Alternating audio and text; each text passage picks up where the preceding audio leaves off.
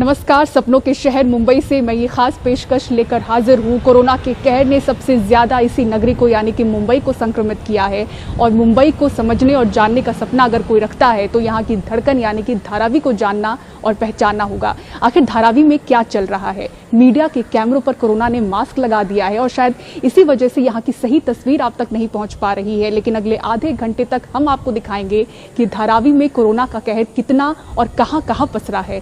आखिर क्यों, जब शहर के दूसरे इलाकों में धारावी से ज्यादा मामले हैं तो क्यों धारावी ही लोगों को डरा रहा है?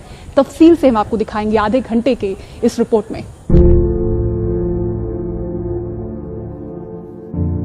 मुंबई की धड़कन में बसी ये वो धारावी है जो कोयले को सोने में बदलती है, पर खुद गरीबी की कालिख की पहचान रखती है।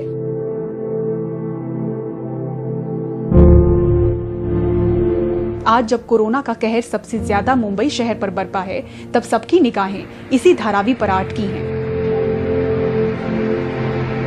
यहाँ की भीड़ सभी को चुभ रही है, लेकिन कोई इसकी तह तक नहीं जाना चाहता कि मुंबई के सबसे जरूरी काम निपटाने वाली ये बस्ती आखिर कैसे बस्ती चली गई।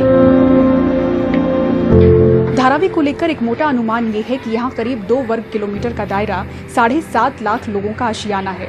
ये दुनिया का सबसे घना इलाका है जहाँ कम जगह पर इतनी बड़ी संख्या में लोग रहते हैं।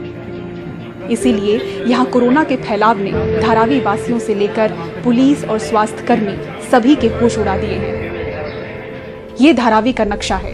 कल्याणवाड़ी, मुकुंद नगर, मुस्लिम नगर, मदीना नगर और सोशल नगर, धारावी के ये 5 इलाके यहाँ के हाई रिस्क जोन में आते हैं। इन इलाकों में धारावी के कुल संक्रमित मामलों के 70% केस हैं और इन 5 इलाकों में करीब 1.25 लाख लोग रहते हैं। धीरे धीरे बाकी इलाकों में मामले बढ़ते देख पुलिस ने धारावी के सभी रास्ते सील कर दिए हैं। धारावी की स्थिति कितनी गंभीर है इसका अंदाजा इसी बात से लगाया जा सकता है कि मुंबई आई केंद्रीय टीम ने सबसे पहले धारावी का ही दौरा किया।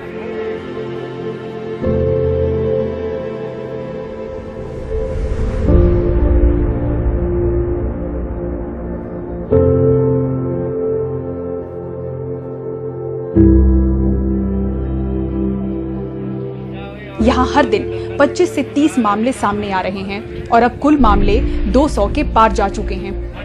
ऐसे में यहाँ डोर टू डोर स्क्रीनिंग बढ़ी है, सैनिटाइजेशन रफ्तार से जारी है और क्वारंटीन सेंटरों में बेड्स की संख्या बढ़ाई जा रही है। सेंट्रल कमेटी की टीम आई थी तो उन्होंने कुछ चीज़ों पे हमसे अभी बात की। उन्होंने हमारी इंस्टीट्यूशनल क्वारंटाइन फैसिलिटी देखी। हमने जिस वजह से फीवर कैंप्स लिए थे, जैसे टेस्ट किए थे और जैसे ये आए तो ये आंकड़ा क्यों बढ़ रहा है और उसको क्या क्या मेजर्स लिए जा रहे हैं उसके बारे में उन्होंने जानकारी ली हमसे। उनका ऐसे कहना है कि ये फीवर कैंप्स आप कंटिन्यू रखो और ज़्यादा से ज़्यादा लोगों को इंस्टीट्यूशनल क्वारंटाइन करो। आज जो 1200 की कैपेसिटी है क्वारंटाइन फैसिलिटी की, वो और बढ़ानी चाहिए, 2000 तक तो भी कम से कम होनी चाहिए, ताकि ज़्यादा से ज़्यादा लोगों को आइसोलेट करना चाहिए, उसकी सूचना दी गई। लेकिन जब आबादी इतनी घनी हो और जरूरत भी उतनी ही तीखी हो तो सामाजिक दूरी आखिर कैसे बरती जाए? प्रशासन की तैयारियां उस वक्त धरी रह जाती हैं जब यहाँ खाना, राशन या मास्क बांटे जा रहे हों। लोगों की लंबी कतार नजर आती है। सबसे पहले वहाँ जो हेल्थ वर्कर्स हैं उनके लिए एक बड़ी समस्या ये आ रही है कि इतने ज्यादा लोगों को एक जगह ट्रेस करें कैसे। एक गली में घुसते हैं, कई हजार लोग होते हैं, तो लोगों को वहां से निकाला जाए। और जो सिविल सोसाइटी भी वहां काम कर रही है तो वो नीड को फुलफिल नहीं कर सकती। सिविल सोसाइटी, सरकार तुरंत से पहले एक फैसला ले कि जितनी भी स्लम्स हैं उनके हर घर हम जो है दोनों टाइम का खाना पहुंचाएंगे। अगर ये चीज नहीं की तो आने वाले दिन बंबई के लिए और मुश्किल हो सकते हैं। जिस तरह सिविल सोसाइटी वहां काम कर रही है तो बहुत कम लोगों तक मदद पहुंच रही है। एक बार आप कुछ राशन लेके जाते हैं, बहुत सारे लोग इकट्ठे हो जाते हैं। दर्जनों सामाजिक कार्यकर्ता धारावी में दिन रात लोगों का पेट भरने की कोशिश कर रहे हैं, पर कम जगह, घनी आबादी और लॉकडाउन की सख्ती में ये बहुत ही मुश्किल दिख रहा है। नतीजा, नाराजगी पुलिस की सख्ती पर निकल रही है। इतनी तकलीफ हो गई है कि जाने नहीं दे रहे, कहीं आने नहीं दे रहे, भाजी मार्केट बने और इतनी महंगाई भी है। हम लोग क्या करेंगे घर में बैठ के? हम लोग को बहुत तकलीफ है और खाने के लिए भी तकलीफ है हम लोग को, और हमारे आदमी भी बैठे हैं इतने दिन से, और कहाँ जाएंगे हम लोग? एक तो हर जगह जाने नहीं देते, जहाँ जा रहे पुलिस वाले मार रहे, वहाँ से बीएमसी वाले भगा रहे, इधर से वो भगा रहे। कहाँ पब्लिक जाएंगी बता तुम। खाने पीने को तकलीफ है, रहने को कोई ठिकाना नहीं है। हम लोग बहुत गरीब लोग है, रोड में जाने को पुलिस लोग मार रहा है। कुछ रेशन पानी नहीं मिल रहा है, पैसा नहीं, कुछ नहीं, बहुत तकलीफ में है। जबरदस्ती मार रहा पुलिस लोग। रोड पे कुछ भी लेने का, दूध लेने जाएगा तो मार रहा है। बेवजह निकलने वालों पर पुलिस सख्ती तो बरत रही है, पर भूखे लोगों को खाना खिलाने निकले वो वॉलंटियर्स क्या करें, जिन्हें देखते ही भीड़ जमा हो जाती है और पुलिस मजबूरन इन्हें हटा देती है। रिलीफ बंद करो ऐसा बोला पुलिस वाले ने, गाली दे रहा था।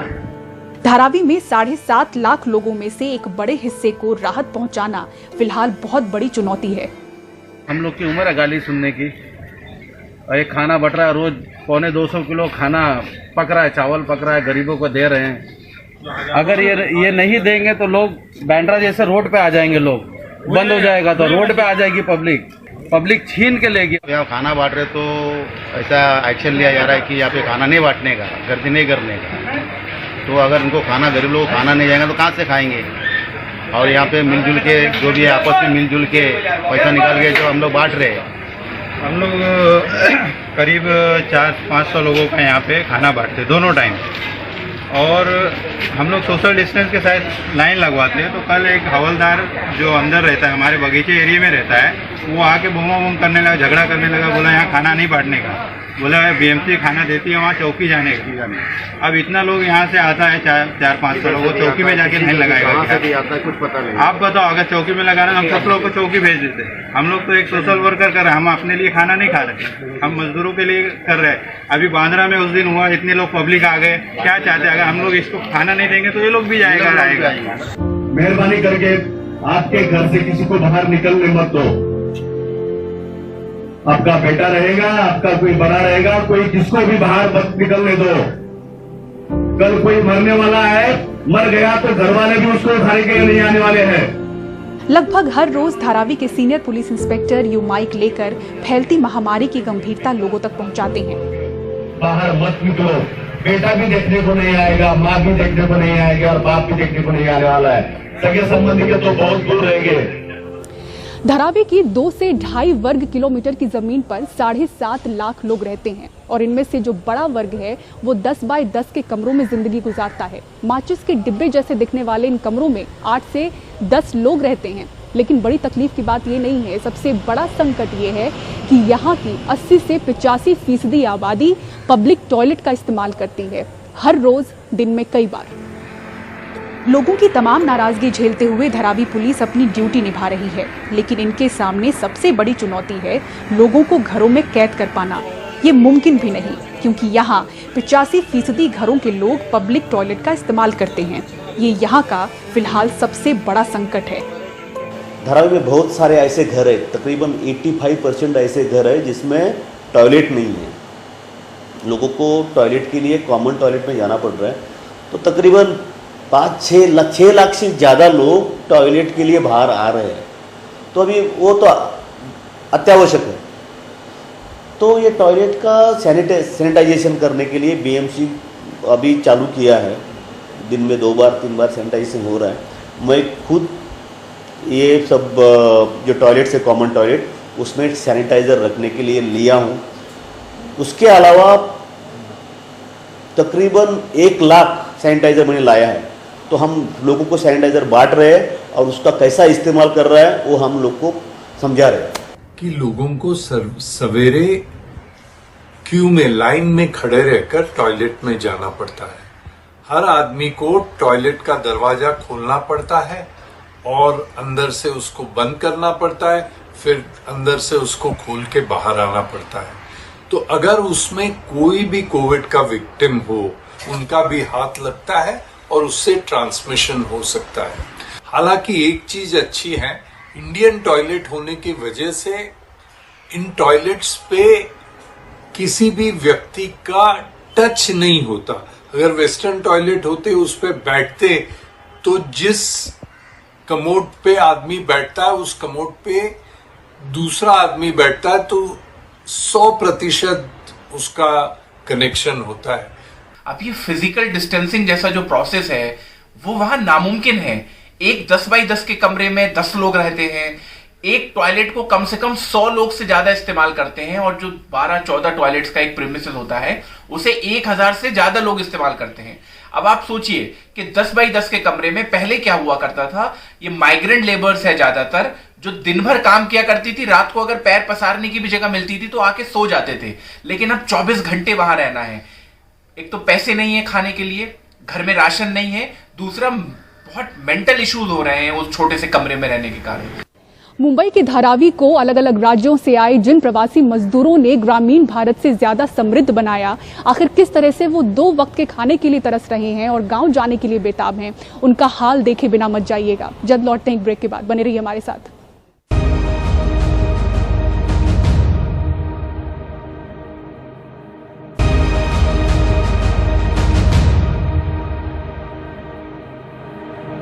और ब्रेक के बाद एक बार फिर से आप सभी दर्शकों का इस खास पेशकश में स्वागत है। हम आपको दिखा रहे हैं इस खास पेशकश में कि क्यों आखिर मुंबई की धारावी लोगों को डरा रही है।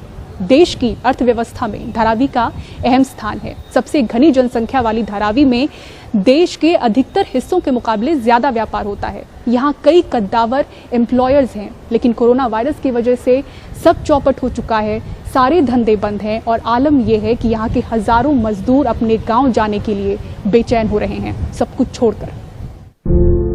करीब 2 करोड़ की आबादी वाली मुंबई से निकलने वाले प्लास्टिक वेस्ट का 80% हिस्सा धारावी में रिसाइकल होता है।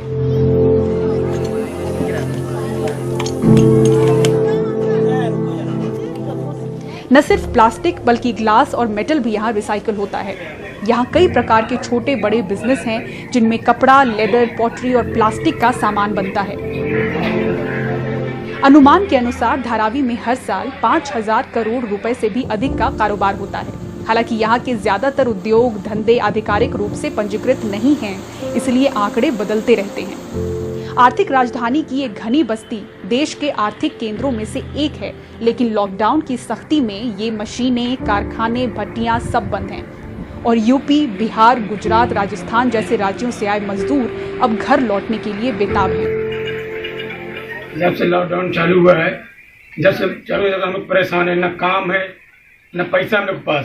खाने के लिए बाहर जाते हैं तो पुलिस वाले मारते हैं। हम लोग भूखे दिन भर रहते पड़े रहते, पानी पी के रहते इधर। हम लोग के इधर मार दो, हम लोग गाँव भेज दो। हम लोग यूपी से हैं और हम लोगों को यहाँ पे खाने पीने का बहुत ज़्यादा तकलीफ हो रही है और काम धंधा भी सब बंद है। सेठ भी गांव में फंसा हुआ, वो भी कुछ नहीं कर सकता है। और हम लोग ये चाहते हैं कि या तो यहाँ पे हम लोगों का इंतजाम हो खाने पीने का, और नहीं तो हम लोगों को अपने गांव भेज दिया जाए। मदद के लिए कोई नहीं आ गया है। उसके पहले तो हम लोग कैसे भी निकाले, फिर ये 19 दिन का आ गया। अभी बताओ कैसे कैसे निकलेगा। लॉकडाउन में ना खाने का मिलता, ना पीने का मिलता, ना प्रशासन ना पुलिस कोई नहीं आता है पूछने के लिए। इधर हम लोग इधर काम धंधा बंद करके घर में रहते हैं। न नगर सेवक आया, न कोई विधायक आया, राशन नहीं मिला है, राशन नहीं मिलता है, कोई पूछने भी नहीं आता है। धारावी के इस 12.5 एकड़ में फैले कुम्हारवाड़ा में करीब 1000 परिवार मिट्टी के दिए, पॉट और सजावट की दूसरी चीजें बनाते हैं। साल भर में यहाँ करीब 10 करोड़ दिए बनाए जाते हैं और इसे पॉटरी विलेज के नाम से भी जाना जाता है। लॉकडाउन में भट्टियां बंद हैं, कच्चा माल खराब हो रहा है। ये जब से लॉकडाउन हुआ है तब से ये हमारा माल बना हुआ है, ना इसको पकाने की हमारे को परमिशन मिल रही है और हमारा माल चूहा लोग भी खा रहे हैं और टूट फूट बहुत हो रहा है। अभी ये 1-2 महीने से बन के पड़ा है ऐसे ही। जब से कोरोना बना है ना आया है तब से ऐसे ही बन के पड़ा है। माल भी हम लोग ऐसा सब पड़ा है, ऐसे दुकान पे भी नहीं जा रहा है। सब माल ऐसे जमा करके रखे लिए हम लोग ने। जो बना हुआ है वो बना हुआ ही था कच्चा माल, और उसको पकने के लिए भी परमिशन नहीं है पुलिस स्टेशन की तरफ से। भट्टी पका रहे तो भी तकलीफ है, पुलिस आके मार रही है इधर। और जो कच्चा माल है उसको भी ज़्यादा टाइम अगर ऐसा रखेंगे तो भी नुकसान हो जाएगा, फट जाएगा माल, कच्चा ही माल पूरा। सडनली लॉकडाउन करने से पूरा माल यहाँ ब्लॉक हो गया है।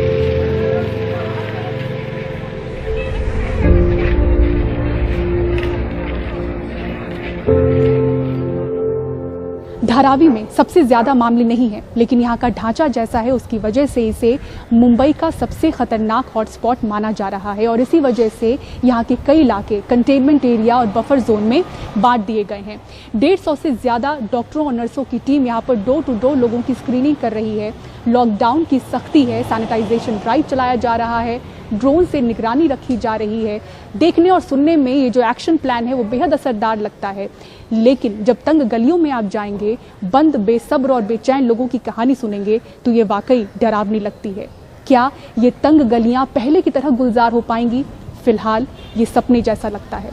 इस खास पेशकश में मुझे दीजिए इजाजत, लेकिन खबरों के लिए बने रहें NDTV इंडिया के साथ। नमस्कार।